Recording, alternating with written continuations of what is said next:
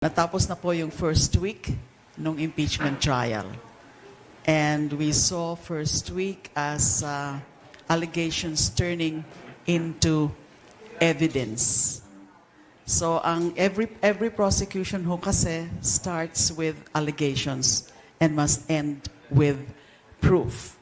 So yung first week po ay importante dahil the prosecution started converting the allegations as contained in the articles of impeachment into evidence which was tested or which was subjected to cross-examination. Although first witness pa lang po yun, so hindi pa po nagtatapos ang impeachment sa first witness. May particular role na ginampanan yung first witness, si Senior Agent John Mark Calilong. At yung pinaka-role niya nga po ay yung pag-authenticate nung mga video recordings ni VP Sara na containing the threats against the life of the President, the First Lady, and the former House Speaker. So mahalaga po yun na nasimulan yung pag-convert ng aligasyon into evidence.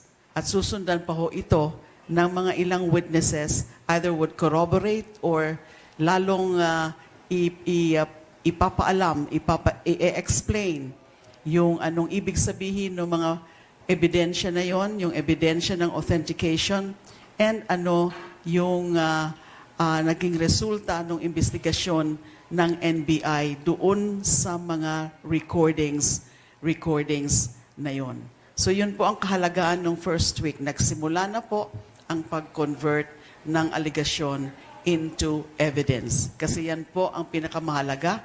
Hindi yung aligasyon, kundi yung ebidensya. Kahit anuman po ang isang kaso. Lalo na po ito. Ito ay malaking kaso. So hindi rin po ito nagtatapos sa isang testigo lang. Ang kabuuan po ng ebidensya, ang tunay na pundasyon ng isang kaso. Because every witness has a specific role to play. And now we saw the first witness playing his very important role of authenticating the videos. Although hindi na ho naging issue. Magiging issue yung authenticity.